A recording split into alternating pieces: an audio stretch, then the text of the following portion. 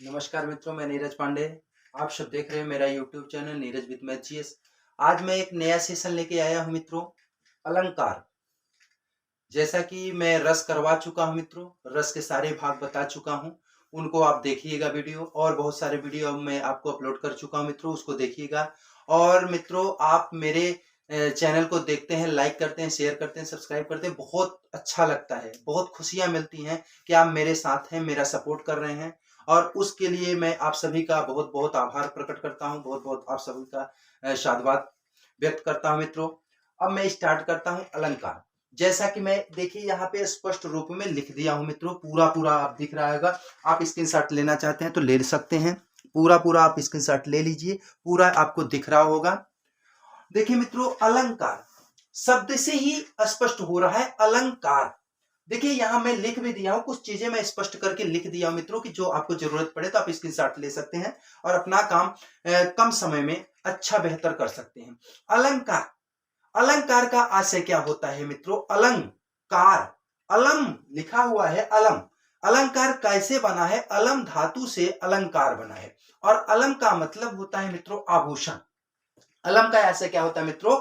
आभूषण।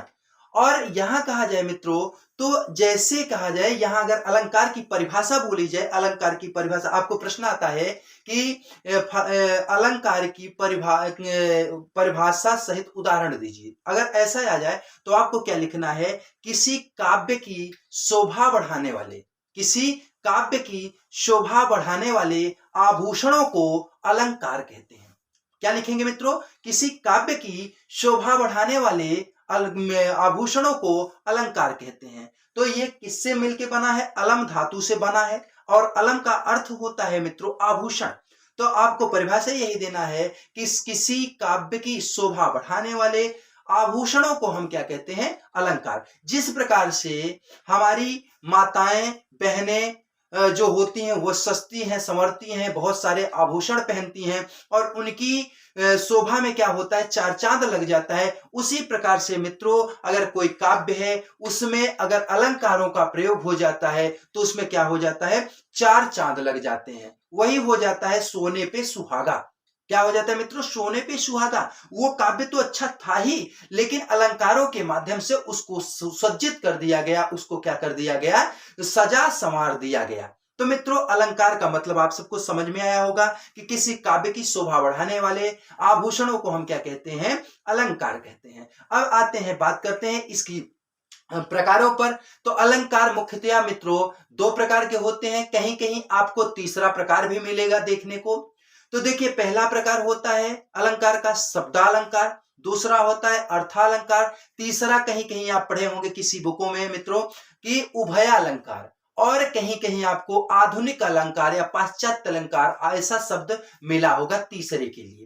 लेकिन मुख्य रूप से दो ही आते हैं, ये मुख्य रूप से शब्दालंकार आता है और मुख्य रूप से दूसरा अर्थालंकार आता है। अब शब्दालंकार क्या होता है मित्रों और अर्थालंकार क्या होता है, इसके बारे में मैं चर्चा कर लेता हूं थोड़ा सा। शब्दालंकार, जहां पर काव्य की शोभा, जहां पर काव्य की शोभा शब्दों के माध्यम से बढ़ाई जाती है, जहां पर काव्य की शोभा शब्दों के माध्यम से अर्थात शब्द रूपी आभूषण के माध्यम से काव्य की शोभा को बढ़ाया जाता है मित्रों, वहां क्या होता है? शब्दालंकार होता है। और जहां पर काव्य की शोभा अर्थों के द्वारा बढ़ाया जाता है, जहां काव्य की शोभा क्या होता है?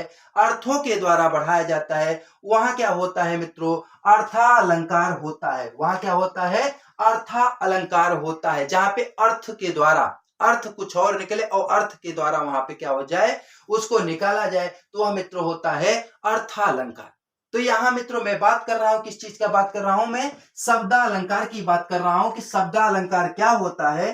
तो शब्दालंकार देखा जाए मित्रों, तो शब्दालंकार के मुख्य भेद मैं बताया हूं, यहां लिखा हूं। तो मुख्य भेद में से मैं पूरे पूरे भेदों को नहीं लिखा हूं, कुछ ही भेदों को यहाँ पे लिखा हूं मित्रों कि शब्दालंकार में कौन कौन आते हैं। तो यहाँ मित्रों देखा जाए तो मुख्य रूप से मैं आज 3 की बात करूंगा, इसके बाद जो 2 और बच रहे हैं उसको मैं बाद में करूंगा, क्योंकि बहुत लंबा वीडियो हो जाएगा, फिर आप अच्छा फील नहीं करेंगे, इसलिए मैं इसको इतना लाया हूं। और फिर इसको, और मित्रों ये भी वादा करता हूं आपसे कि जहां तक मुझे लगता है कि आज के पहले ऐसी ट्रिक आप कहीं नहीं पाए होंगे, ये मेरा दावा है आपसे।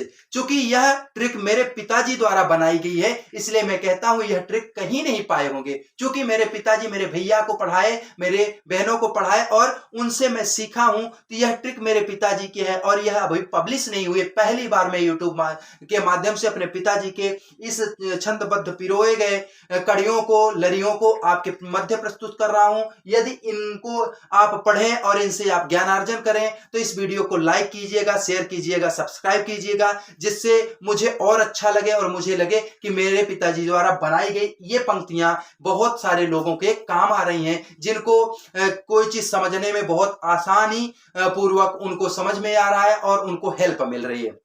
मित्रों, आज मैं बात करता हूं शब्दालंकार के मुख्य भेद। शब्दालंकार के मुख्य भेद की बात करूं मित्रों तो अनुप्रास होता है, यमक होता है और क्या होता है आपका श्लेष होता है। मुख्य रूप से ये तीन आते हैं और तीन को आते हैं, अलावा है तो आपके वक्रोक्ति वगैरह कई, लेकिन मुख्य रूप से इन तीनों पर हम फोकस करते हैं। फिर बाद में नेक्स्ट डे किसी दिन हम आपको और आगे वाला बता देंगे। मित्रों देखिए, अनुप्रास अलंकार, अनुप्रास अलंकार आप यही पढ़े होंगे अभी तक परिभाषा कि अनुप्रास अलंकार वह होता है जहां पर एक ही वर्ण की बार बार आवृत्ति होती है, एक ही वर्ण बार बार आता है, उसे अनुप्रास अलंकार कहते हैं। उसे क्या कहते हैं मित्रों? अनुप्रास अलंकार कहते हैं। लेकिन देखिए, इसको मेरे पिताजी कितने अच्छे ढंग से एक लाइन में के माध्यम से, एक पंक्ति, एक कह सकते हैं काव्य के रूप में इसको प्रस्तुत कर दिए हैं। एक पंक्ति के माध्यम से कितना अच्छा लग रहा है और एक दो बार पढ़ लेंगे तो अच्छा भी लगेगा पढ़ने में और इसकी परिभाषा रट भी जाएगी। मित्रों लिखा हुआ है, एक वर्ण की आवृत्ति जह होवे बारंबार, छेक वृत्त सुत लाटा अंत पांच निर्धार। मित्रों इसका मतलब क्या है कि जहां एक वर्ण की आवृत्ति, जहां पर एक ही वर्ण की आवृत्ति मतलब क्या हो, पुनरावृत्ति हो, बार बार आवे। एक ही वर्ण की आवृत्ति जहां पर एक ही वर्ण बार बार आवे, एक वर्ण की आवृत्ति जह हो वह बारंबार, जहां पर एक वर्ण की आवृत्ति बार बार होती है वहां पे क्या होता है, छेक वृत्त शीतलाटा, छेक वृत्त शीतलाटा अंत पांच निर्धार। अर्थात यहाँ पे देखिए, सिर्फ अनुप्रास अलंकार की परिभाषा नहीं दी गई मित्रों, यहाँ पे अनुप्रास अलंकार के भेद भी बता दिए गए इसी एक लाइन के माध्यम से। क्या कह रहे हैं कि छेक वृत्त शीतलाटा अंत पांच निर्धार, अर्थात छेकानुप्रास, वृत्तानुप्रास, श्रुत्यानुप्रास, लाटानुप्रास, अंत्यानुप्रास, ये पांच प्रकार के अनुप्रास होते हैं और पांचों प्रकार के अनुप्रासों को कहां लगा दिए, इसी लाइन के मध्य इनको जोड़ करके रख दिए मित्रों कि आपको इनके भेदों के नाम भी इसी में रट जाएं। तो मित्रों अगर ये आपको लाइन अच्छी लगी हो तो लाइक कीजिएगा, शेयर कीजिएगा, सब्सक्राइब कीजिएगा और ज्यादा से ज्यादा फैलाने की कोशिश कीजिएगा। क्या करेंगे, फिर से मैं एक बार बोल देता हूं कि एक वर्ण की आवृत्ति जब होवे बारंबार, छेक वृत्त शीतलाटा अंत पांच निर्धार। मित्रों इसकी परिभाषा हुई। इसका उदाहरण मैं दे देता हूं। जैसे उदाहरण, कोई भी उदाहरण आप ले सकते हैं कि जहां एक वर्ण बार बार आए। जैसे कहें, जैसे पद्माकर परागहूं में पिग में पगरे पगंत हैं, आप कहीं लाइन पढ़े होंगे, पद्माकर परागहूं में पिक में पगरे पगंत हैं, प प प आ रहा है। जैसे मैं यहाँ एग्जाम्पल लिखा हूं, जो कि मैं एग्जाम्पल वही लिखा हूं जो आप पहले सुन चुके हैं मित्रों, इसलिए लिखा हूं कि ये जो आप सुने रहते हैं, जो चीज जानकारी रहती उस पर आप बहुत जल्दी सेटिस्फाइड हो जाते हैं और उस चीज को एक्सेप्ट करते हैं। इसीलिए मैं आपका एग्जाम्पल दिया हूं। मैं अपने हिसाब से बहुत सारे एग्जाम्पल नहीं लाया मित्रों कि आप कहीं भ्रमित हो। जैसे रघुपति राघव राजा राम, रघुपति राघव राजा राम। मित्र देख रहे हैं यहाँ, रघुपति, रघुपति पहला र, फिर राघव, फिर राजा, फिर राम। देख रहे हैं यहाँ र शब्द की क्या हो रही है, बार बार आवृत्ति हो रही है मित्रों, बार बार ये आ रहे हैं। इसलिए यहाँ पे कौन सा अलंकार हो जाएगा मित्रों, अनुप्रास अलंकार हो जाएगा। कौन सा अलंकार हो जाएगा आपका, अनुप्रास अलंकार हो जाएगा। रघुपति राघव राजा राम, रघुपति राघव राजा राम। ये देखें मित्रों, उसके बाद मैं चर्चा करता हूं मित्रों, रघुपति राघव राजा राम, ये हो गया आपका। जैसे कहे पद्माकर परागहूं में पिग में पगरे पगंत हैं, प प प प प की क्या आ रही है, वहां बार बार क्या हो रही है, पुनरावृत्ति हो रही है मित्र। तो इसलिए वहां पे क्या कर रहे हैं आप, वहां पे आप मानेंगे कि अनुप्रास अलंकार है। ऐसा कोई भी वर्ड दिखे जहां पे बार बार आए, लेकिन यहाँ ये भी कहा गया है लाटानुप्रास, सुत्तानुप्रास, समतानुप्रास, ये और सारे इसके भेद होते हैं मित्रों। इसके बाद मैं अगला वीडियो कभी लेके आऊंगा तो उसमें अनुप्रास के जो पांचों भेद हैं इनको अलग अलग एग्जाम्पल के माध्यम से अलग अलग इनको समझाने की कोशिश करूंगा, जिससे आपको अच्छा लगे। क्योंकि इस वीडियो से मुझे पता लगेगा कि आप मुझे कितना प्यार दे रहे हैं, और अगर प्यार मिला मित्रों, भरपूर प्यार मिला जैसे मिल रहा है, तो मैं इसके लिए भी अलग वीडियो लेके आऊंगा मित्रों। देखिए मित्रों, हर कंपटीशन एग्जाम में यहाँ से क्वेश्चन आते हैं, लेकिन इनकी परिभाषाएं, इनकी जो होते हैं कि एग्जाम्पल्स कैसे इनको निकालें, कैसे ट्रिक होती, ये सारी चीज आप नहीं जानते हैं तो आपको बहुत दिक्कत होती है। ये सारे जानने के बाद आपको दिक्कत नहीं होगी मित्रों। अगला है आपका अलंकार यमक। कौन सा है? यमक है मित्रों। देखिए लिखा हुआ है यमक अलंकार। अब इसके लिए क्या बना हुआ है? वही शब्द फिर बने, वही शब्द फिर पढ़े, अर्थ और ही और, सोयम का अलंकार है, कहे पांडे सिरमौर। क्या लिखा हुआ है मित्रों? वही शब्द फिर पढ़े, अर्थ और ही और, सोयम का अलंकार है, कहे पांडे सिरमौर। यहां मित्रों इसका अर्थ क्या होगा कि वही शब्द फिर पढ़े, जहां पर एक ही शब्द बार बार पढ़े। फिर पढ़ने का आशय क्या है? वही शब्द बार बार पढ़े, और फिर क्या हो, और अर्थ और ही और, अर्थ क्या निकले? और निकले। मतलब शब्द एक ही आए बार बार, लेकिन जितने बार आए वह सभी शब्दों का क्या आए? अर्थ अलग अलग आए।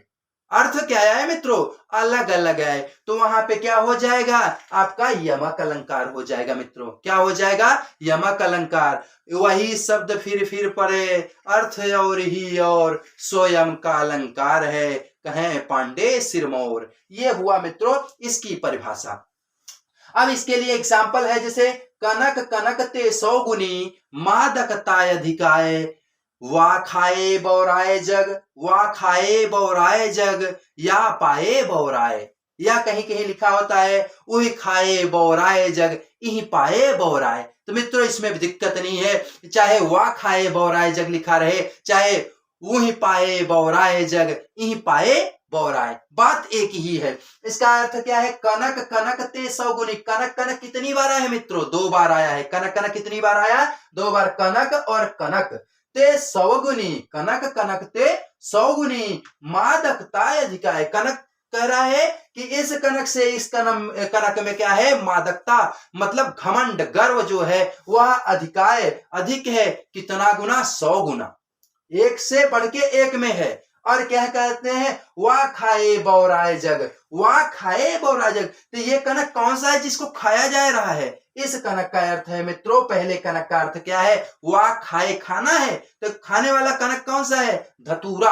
आप गांव में देखे होंगे, शहरों में भी देखे होंगे मित्रों, जहां पे गार्डन वगैरह होता है वहां पे क्या होता है? उसको संजो करके रखा जाता है, उसमें लिखा रहता है किसका? धतूरे का पेड़।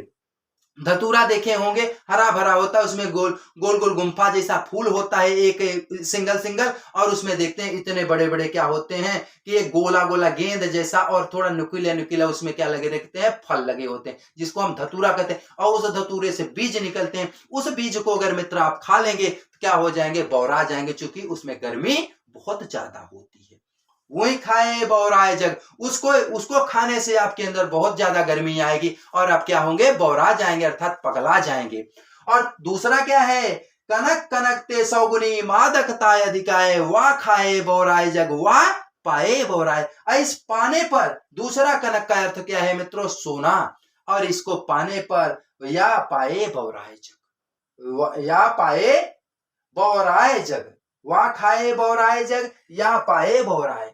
यहां भी जग संसार जो है, जो लोग होते हैं वह बौरा जाते हैं, पगला जाते हैं। कब? जब सोना पा जाते हैं मित्रों, जब सोना गोल्ड पा जाते हैं, पर्याप्त मात्रा में गोल्ड पा जाते हैं, तो उनको रखे कहां, कैसे रखें, कैसे छिपाएं, क्या करें, क्या स्थिति आती है मित्रों? तो इसके लिए वो क्या होते हैं? बौरा जाते हैं। अर्थात इस लाइन के माध्यम से कहा जा रहा है कि एक अगर धतूरे को खा ले तो बौरा जाएंगे, और सोने को खा ले तो आप बौरा जाएंगे, पगला जाएंगे। लेकिन इसका अर्थ से बहुत मतलब नहीं है मित्रों। मतलब ही क्या है कि कनक कनक 2 बार आया, और दोनों कनक का अर्थ भिन्न भिन्न हो रहा है, अतः क्या हो जाएगा, यह मित्रों हो जाएगा आपका यमक अलंकार। यह मित्रों क्या हो जाएगा आपका यमक अलंकार। ये देखिए ये वाला अलंकार हो जाएगा मित्रों, क्या हो जाएगा यमक अलंकार। ये क्या हो जाएगा आपका यमक अलंकार।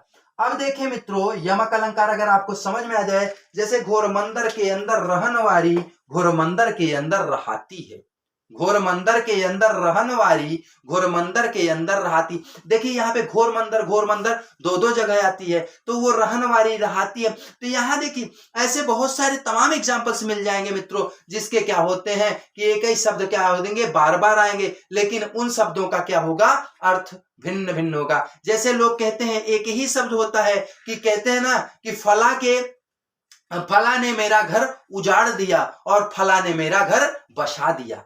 दोनों है घर बसाना ही, दोनों शब्द क्या है घर ही है, लेकिन क्या है फला ने मेरा घर बना दिया, फला ने मेरा घर बिगाड़ दिया। तो दोनों शब्द घर ही हैं, लेकिन दोनों शब्द घर का आशय क्या हो रहा है मित्रों, एक घर का कह रहे हैं कि फला ने मेरा घर बसा दिया, मतलब मेरा घर बसा दिया। बसाने का अर्थात आशय ये था कि किसी व्यक्ति की शादी टूट गई थी और कोई व्यक्ति फला व्यक्ति उसको शादी को पुनः उसकी शादी करवा दिया और उसका पुनः घर बस गया, तो उसको बसना कहते हैं। या किसी की शादी नहीं हो रही थी, उसकी शादी वह व्यक्ति करवा दिया तो उसका घर बस गया। वो 30-40 साल का हो गया तो उसकी शादी नहीं हो रही थी मित्रों, और कोई व्यक्ति उसकी शादी करवा दिया तो वो क्या हो गया उसका घर बस गया। लेकिन कहते हैं फला आदमी ने मेरा घर उजाड़ दिया।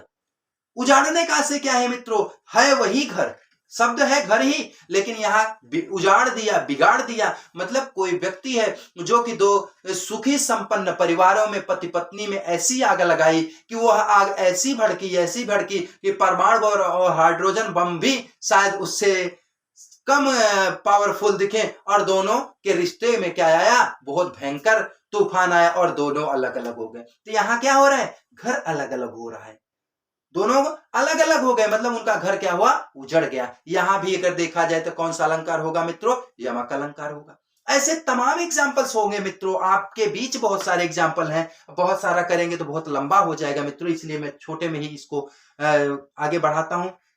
तीसरा अलंकार है मित्रों श्लेष अलंकार। शब्द अलंकार के अंतर्गत तीसरा अलंकार है श्लेष अलंकार। श्लेष अलंकार की अगर परिभाषा देखी जाए मित्रों, ये भी बहुत अच्छे तरीके से लिखा गया है और मैं आशा करता हूं आपको बहुत अच्छा लग रहा होगा ये लाइन सुन करके मित्रों। तो आप देखिए इस लाइन को कि श्लेष अलंकार एक शब्द में होत जहां बहुअर्थन को ज्ञान, एक शब्द में होत जहां बहुअर्थन को ज्ञान, श्लेष नाम ताको कहे सूर्या भाई जान। क्या है यहाँ पे मैं लिख देता हूं कि इसको सूर्य को सूर्या कर देता हूं, क्या कर देता हूं सूर्या, जिससे ये सटीक बैठे और अच्छा कर पाए आप। क्या लिखा हुआ है एक शब्द में होत जहां बहुअर्थन को ज्ञान, श्लेष नाम ताको कहे, श्लेष नाम ताको कहे सूर्या भाई जान। मतलब क्या है मतलब मित्रों श्लेष अलंकार वह अलंकार होता है जहां पर एक ही शब्द होता है, एक ही शब्द क्या होता है एक ही शब्द होता है, एक शब्द में होत जहां एक ही शब्द में क्या होता है बहुअर्थन को ज्ञान, बहुत सारे अर्थ निकलते हैं। श्लेष नाम ताको कहे सूर्या भाई जान, सूर्या भाई मतलब कह सकते हैं मेरे बड़े भाई हैं, वो कह रहे हैं कि श्लेष अलंकार वह अलंकार होता है जहां पर क्या होता है मित्रों कि एक ही शब्द में तमाम अर्थ निकले आए, उसको क्या कहते हैं हम उसको कहेंगे श्लेष अलंकार। एग्जाम्पल दे लेता हूं मित्रों, रहीमन पानी राखिए, रहीमन पानी राखिए बिन पानी सब सून, पानी गए न उबरे मोती मानुष चून। क्या कह रहे हैं मित्र कि रहीमन पानी राखिए बिन पानी सब सून, पानी गए न उबरे मोती, मोती जो हम लोग पहनते हैं, मानुष हम, और चून जो हम खाते हैं मित्रों। तो मानुष चून यहां अर्थ क्या है, अगर अर्थ निकाले मित्रों तो रहीमन पानी राखिए, रहीमदास जी की लाइन है इसलिए रहीमदास खुद अपना नाम रख दिए कि रहीमन पानी राखिए बिन पानी सब सून। वो कह रहे हैं पानी के बगैर सब सून है, और कौन कौन सून है, पानी गए न उबरे मोती मानुष चून। अगर यहाँ पे पानी का अर्थ देखा जाए मित्र तो पानी तो एक ही है ना, लेकिन पानी का अर्थ अनेक है। मित्रों, मोती के लिए पानी का अर्थ क्या है? चमक से। मोती की अगर चमक चली जाए मित्रों तो मोती व्यर्थ हो जाता है। मोती से अगर देखी जाए पानी का अर्थ क्या आशय क्या है, तो मोती से पानी का आशय है उसके चमक से मित्रों। और मानुष, मानुष मतलब मनुष्य, मनुष्य का अगर चमक मतलब वहां पानी, मनुष्य का पानी उतरने का आशय क्या होता है मित्रों? उसकी इज्जत से। और जिसकी इज्जत ही चली गई वह क्या हो गया? बेकार हो गया। जैसे अगर मोती की चमक चली गई और मोती बेकार हो गया, उसी प्रकार से मनुष्य की चमक चली जाने से अर्थात पानी चला जाने से, पानी उतर जाने से, पानी ढल जाने से क्या होगा मित्रों? मनुष्य बेकार हो जाएगा। जैसे जिसकी मर्यादा ही नहीं रह जाए, समाज में कोई इज्जत ही न रह जाए, प्रतिष्ठा ही न जो रह जाए, वह मनुष्य जीते जी मरे आदमी जैसा होता है। वह जीते जी मरे आदमी जैसा होता है। जैसे आप महाभारत देखे होंगे मित्रों, वहां पे क्या था कि जो जब अश्वत्थामा ये क्या किया था, बाण को उत्तरा की तरफ किया था, तो भगवान श्री कृष्ण नाराज होकर के उससे कहे थे कि तुम्हें अमरता का वरदान तो जरूर प्राप्त है, लेकिन तुम्हें जिस संसार में कह सकते हैं सम्मान पूर्वक जीने का कोई अधिकार नहीं, क्योंकि तुमने ऐसा कृत्य ही कर डाला है। बहुत घटिया कृत्य तूने किया है। क्योंकि आप एक तरफ दुर्योधन के पक्ष के लिए पांडवों के 5-5 बच्चों की हत्या कर डाले और दूसरी तरफ एक नवजात शिशु पेट में, गर्भ में पल रहा है, उसके लिए भी आप ब्रह्मास्त्र चला दिए। इसलिए आप मानव कहलाने के लायक नहीं है, आप मानव कहलाने के कतई लायक नहीं है। इसलिए आपको क्या किया जाता है? ऐसी सजा दी जाएगी कि आप पूरी जीवन क्या करेंगे? तड़प तड़प के जिएंगे। चूंकि अमरता का वरदान था उसको, वो मरेगा नहीं तो जिएगा, लेकिन उसके मस्तक पे मित्रों जानते होंगे आप लोग क्या थी? मणि। और उस मणि को भगवान श्री कृष्ण क्या करते हैं? निकलवा लेते हैं और उसको श्रापित कर देते हैं कि ये मणि तुम्हारी यहां से क्या रहेगी? सदैव रिश्ती रहेगी और रिसेगी। जब तुम्हें पीड़ा होगी तो तुम्हें एहसास होगा कि मैंने क्या कुकृत्य किया था, बुरा कर्म किया था, जिसके बदौलत आज ऐसा मुझे झेलना पड़ रहा है। तो मित्रों, ऐसा ही होता है। समाज में अगर किसी व्यक्ति की इज्जत चली जाए, मर्यादा चली जाए, तो वह जीता जरूर है, लेकिन वह क्या होता है? कह सकते हैं बिना प्राण का तो जो शरीर नहीं होता, लेकिन बिना मर्यादा का शरीर वो कह सकते हैं कि बहुत दुखदाई होता है। तो बड़े दुख के साथ वो जीता है मित्रों। आगे है चून। चून, जो हम चून खाते हैं, चूना खाते हैं मित्रों ना। हम तो खैर नहीं खाते, हमारे घर में कोई नहीं खाता है पान सुपारी, चूना, गुटखा, तंबाकू, किसी प्रकार का मादक पदार्थ कोई नहीं खाते हैं। लेकिन कुछ लोग, कुछ मित्र यार खाते हैं, देखते हैं हमारे घर में भी रखा जाता है लोगों को खिलाने के लिए। तो जो खाते हैं, अगर उस चून को क्या होता है? पानी मर जाता है। जैसे अक्सर होता है, मेरे घर कोई नहीं खाते तो वो क्या होता है, हम लोग भूल जाते हैं उसमें पानी डालना, तो कभी कभी वो सूख जाता है। लोग कहते हैं अरे यार ये तो मर गया। तो चूना मरने का ऐसे क्या है? चूना का जब पानी सूख जाता है तो रवा रवादार हो जाता है। उसमें क्या होता है? जो रंग होना चाहिए, जो उसका एक इसलिए कह सकते हैं चिकनापन होना चाहिए, वो क्या होता है? मर जाता है। दोबारा पानी डालने के बावजूद भी वो चिकनापन प्राप्त नहीं होता। तो मित्रों, वो क्या है? चूना मर जाना। अर्थात यहाँ पानी का ऐसे एक ही पानी है, लेकिन 3 वस्तु या 3 व्यक्तियों के लिए भिन्न भिन्न है। जैसे क्या है? पानी क्या है? मोती के रूप में पानी क्या है? उसका चमक है। मनुष्य के रूप में पानी का आशय क्या है? उसकी इज्जत से है। और चून के विषय में पानी का अर्थ क्या है? पानी से है। अर्थात पानी नहीं रहेगा, चून मर जाएगा। इस प्रकार से मैं आशा करता हूं आप लोगों को ये सेशन बहुत अच्छा लगा होगा मित्रों। यदि अच्छा लगा हो तो आप इस सेशन को लाइक कीजिए, शेयर कीजिए, सब्सक्राइब कीजिए, जितना हो सके फैलाइए और आप मुझे अपना प्यार दीजिए मित्रों, जिससे मेरे जीवन का जो उद्देश्य है, मैं पैसे के लिए मित्र कुछ कार्य नहीं करता हूं, मैं पैसे के लिए नहीं पढ़ाता हूं, क्योंकि पैसा एक अलग चीज है, लेकिन प्यार एक अलग चीज है। प्यार से पैसा नहीं खरीदा जा सकता। कह सकते हैं प्यार से पैसा नहीं खरीदा जा सकता है, लेकिन प्यार से कह सकते हैं जो आनंद प्राप्ति होती है वह बहुत अलग होती है। क्योंकि आनंद जिस व्यक्ति को प्राप्त हो जाता है वह क्या होता है? पैसों से कहीं ज्यादा गुना उसको क्या होता है कि चूंकि आंतरिक सुख ही सब कुछ होता है और वो प्यार से मिलता है मित्रों, पैसे से नहीं मिलता है। पैसे से सिर्फ क्या होती है? भौतिक सुख संसाधन मिलते हैं, आपकी आवश्यकताएं पूर्ति होती हैं, लेकिन अंतरात्मा की खुशी नहीं मिलती है। इसलिए मित्रों, मुझे पैसे की चाह नहीं है, मुझे आपके प्यार की चाह है। और अगर आप मुझे प्यार देते रहे जिस प्रकार से देते हैं, तो शायद मैं आपके लिए और बेहतर करूंगा मित्रों। हर जगह से जितना भी हो सकेगा मैं आपके लिए हर चीजें लाता रहूंगा और खोज खोज के देता रहूंगा, जिससे आप और आने वाले जो बच्चे हैं वो क्या करें, अपने इस भविष्य को बेहतर उज्जवल कर सकें और सुनहरा कर सकें। हमारे भारत के लिए वे क्या बन सकें, पुनः एक अच्छा सा कार्य करें। जिस प्रकार से हमारा देश धर्म कह सकते हैं जगत गुरु था, उस प्रकार से पुनः जगत गुरु बन सके। बस मित्रों, बस ये अगर ये आपको अच्छा लगा हो तो आप इसका स्क्रीनशॉट ले लीजिए। फिर इस वीडियो का क्या करेंगे, हम समापन करेंगे और उसके बाद पुनः आपसे नेक्स्ट वीडियो में मिलेंगे मित्रों। तब तक के लिए धन्यवाद बहुत बहुत मित्रों, आप सभी का आभार। जय हिंद, जय भारत, नमस्कार मित्रों, good night, bye bye, take care.